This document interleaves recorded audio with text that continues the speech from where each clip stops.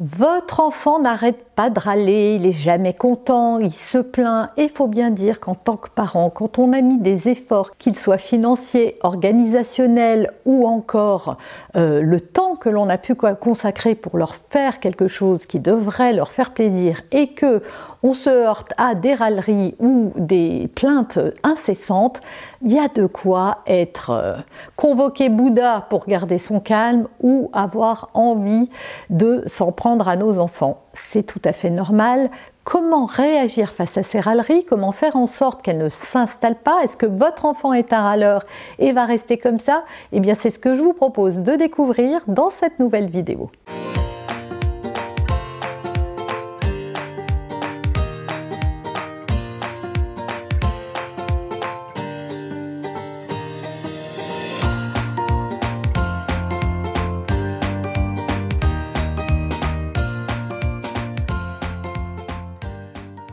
Bonjour, je suis Noémie de Saint-Cernin, votre coach en développement personnel et en parentalité. Alors on va parler des enfants qui râlent dans cette vidéo. Alors votre enfant râle et vous avez normalement 4 réactions par rapport à ça. Il est rare d'arriver à garder son sang-froid et si vous y arrivez, alors vous n'avez pas besoin de regarder cette vidéo. Mais si vous êtes le genre de parent que ça agace, et c'est bien normal d'être agacé encore une fois quand on fait des efforts pour leur faire plaisir et qu'on se heurte à un bide total ou encore pire, à des plaintes et des râleries et qu'on passe un mauvais moment alors que la journée est centrée sur eux et leurs besoins, eh bien il y a de quoi être découragé, pas content. Et c'est bien normal. Alors, normalement, vous avez 4 réactions, on va les décortiquer les unes après les autres par rapport aux râleries de vos enfants. Il y en a une 5e, c'est d'arriver à faire les choses différemment et ça c'est ma solution et on la voit à la fin de cette vidéo, vous allez voir c'est tout simple et vous allez pouvoir constater grâce à ça que votre enfant râle de moins en moins, voire pas du tout parce que elle est vraiment géniale cette méthode, vous allez voir c'est vraiment formidable. Mais alors voilà, qu'est-ce que vous faites vous en temps normal? Premièrement, vous punissez. Alors vous punissez par exemple, puisque tu n'es jamais content, j'avais prévu d'aller manger une glace pour le goûter, il n'y aura pas de glace aujourd'hui. Vous pouvez le menacer en lui disant « Écoute, t'es toujours en train de râler, voilà, on vient au parc ou dans cette activité exprès pour toi, tu ne fais que te plaindre, les sorties, puisque c'est comme ça, et si tu n'arrêtes pas tout de suite, c'est terminé, on sortira plus, on fera plus jamais de sorties, je sais pas, au parc ou ailleurs, ou dans un parc d'attractions, ou au théâtre, ou au cinéma, puisque c'est comme ça. » Vous essayez aussi de leur ouvrir les yeux et de faire appel à leur rationalité, alors qu'on sait bien que les enfants sont encore très immatures de ce côté-là, en leur disant « Non mais tu te rends compte, mais il y a plein d'enfants qui rêveraient d'être à ta place en ce moment !» Ou s'ils ne veulent pas manger quelque chose, vous avez préparé un très bon repas et peut-être même leur repas préféré, mais tu te rends compte de laisser tout ça dans ton assiette ou de gâcher la nourriture en jouant avec, alors qu'il y en a tellement qui crèvent de faim ou qui aimeraient être à ta place. Et enfin, l'autre chose que vous utilisez, c'est tout simplement de leur faire des reproches. T'es jamais content, tu fais que râler, tu es ingrat, etc.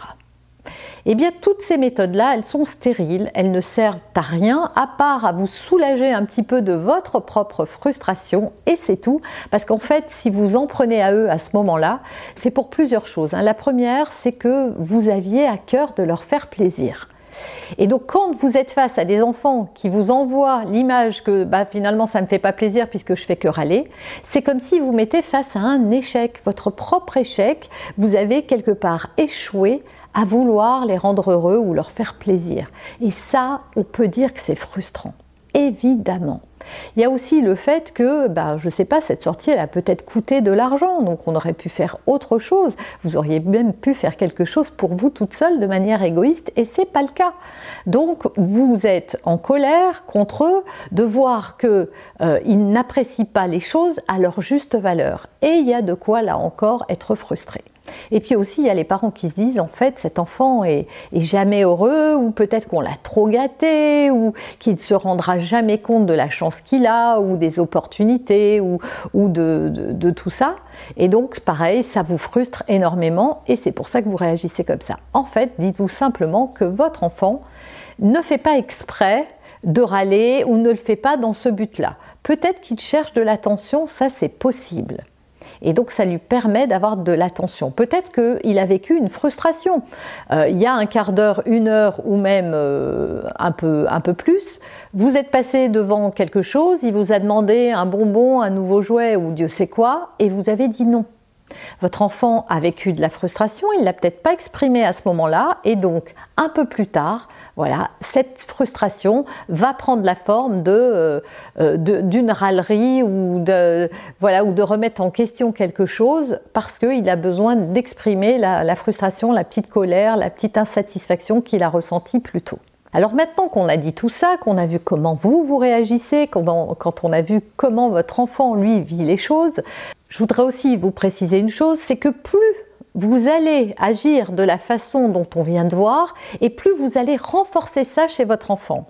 C'est ce qu'on appelle coller des étiquettes. C'est-à-dire que plus on va dire à quelqu'un, qu'on soit un enfant ou un adulte d'ailleurs, vous avez déjà vu des adultes perdre totalement confiance en eux, parce qu'on a eu un patron ou un partenaire qui nous a dévalorisé, qui a pointé du doigt des choses, et finalement on perd ses moyens, on finit par coller à l'image qu'on a essayé, en tout cas l'étiquette qu'on nous a attribuée.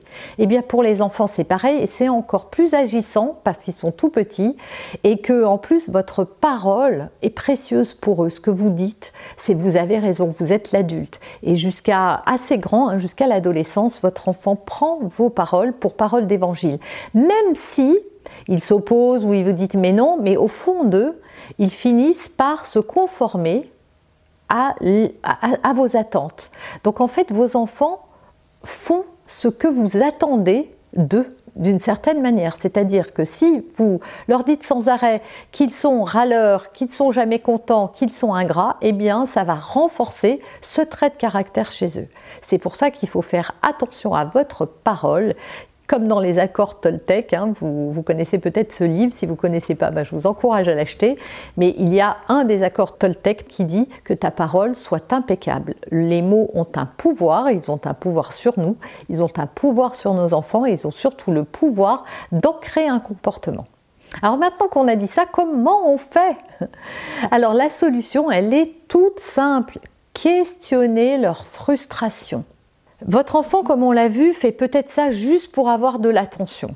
Donc, il vaut mieux lui donner de l'attention positive, ou de manière positive en tout cas, que de le gronder, le menacer, le punir ou plein d'autres choses que j'ai détaillées tout à l'heure. Donc, c'est questionner leur frustration. Par exemple, il vous a dit « Ah ouais, mais elle est nulle cette piscine ». C'est de lui dire « Ok, mais qu'est-ce que tu trouves de nul dans cette piscine? Et puis, c'est quoi une piscine qui n'est pas nulle ?» Alors il va vous dire, là, un grand toboggan, c'était la piscine où on était cet été. Et c'est juste de dire, et de reconnaître, ah ouais, c'est vrai qu'elle était vachement chouette cette piscine. Bon, enfin celle-ci, elle est quand même pas si mal, il y a quand même ça, et à vous de soulever les points positifs. Puis c'est quand même chouette d'aller à la piscine quand même. Voyez, moins vous allez porter de l'attention à ce qu'il dit, en tout cas, plus vous allez plutôt tenir compte de son jugement finalement. Il a le droit de trouver que cette piscine est nulle. Après tout, il a le droit de trouver que cette sortie n'était pas si chouette que ça. Il a le droit finalement, votre enfant a le droit d'avoir une opinion. Maintenant, ça ne veut pas dire qu'elle est vraie et vous pouvez la faire évoluer, mais pas en vous en prenant à lui, parce que ça va renforcer l'opposition et le fait qu'il va vouloir lui aussi avoir raison et ses pots de terre contre pot de fer, et donc rentrer dans des combats, est-ce que ça sert à quelque chose? Non, ça ne résout rien, que ce soit un pays ou un individu. Voilà, mettre de la guerre dans son foyer, c'est pas ce que vous voulez. Ce que vous voulez, c'est de la paix. Et pour avoir la paix, je viens de vous dire ce qu'il fallait faire.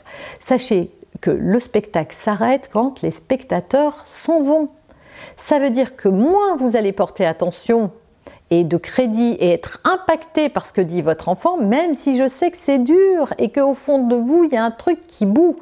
Allez vous isoler un petit peu, gérez votre propre insatisfaction et frustration et revenez avec le sourire jusque-là pour lui dire « Ah ouais, tu trouves vraiment que c'est nul ce truc-là ?» Voilà, tout simplement. Essayez de le faire, revenez me dire dans les commentaires ce que ça aura donné, téléchargez votre fiche récap si vous voulez garder une trace de mes conseils, abonnez-vous si ce n'est pas déjà fait, cliquez la cloche, vos commentaires m'inspirent énormément les vidéos que je fais, donc surtout n'hésitez pas, je ne réponds pas toujours parce que vous êtes nombreux à me laisser des messages, mais je lis tout, croyez-le bien. Et on se retrouve très vite pour un prochain sujet.